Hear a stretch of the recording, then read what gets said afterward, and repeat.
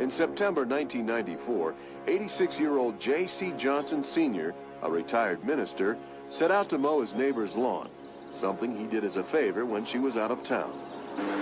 When he pushed his mower past a wooden shed between the two properties, the noise and vibrations from the motor stirred up a nest of Africanized killer bees.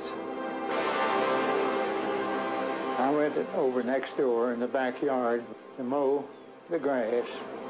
And just as I was even with that barn-type building there, I was suddenly surrounded by bees.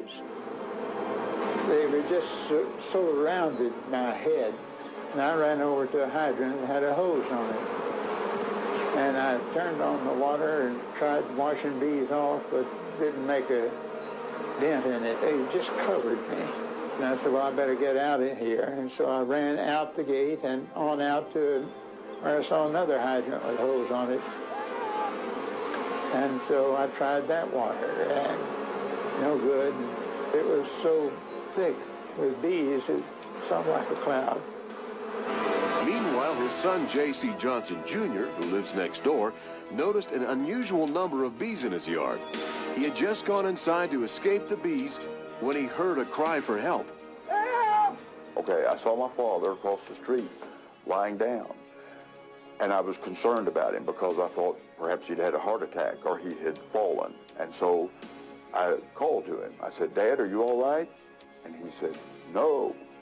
So immediately I raced across the street to find out what the situation was, and that's where I discovered the bees. And the bees were all over him, all over his face, all over everywhere, and quickly were all over me. And it's a very uncomfortable and panic-causing type situation. And you didn't feel any one bee. You just felt the whole thing. It's like you were in a furnace. I was never afraid that I was going to die. I was concerned for my father's safety and health because he's elderly. While J.C. Jr.'s wife called 911, the killer bees relentlessly attacked the two men. Police officer Diana Fox. When we arrived on the scene, all we knew was man down. And when I turned the corner, it looked like it was just a black blob. He was completely covered with bees. They came right in there with complete disregard for their own safety.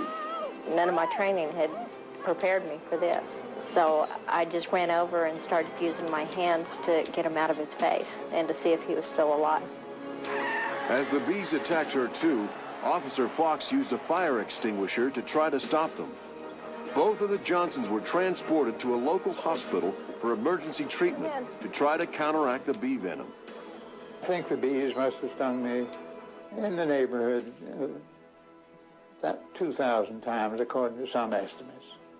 But nobody counted. And so the bees won the day.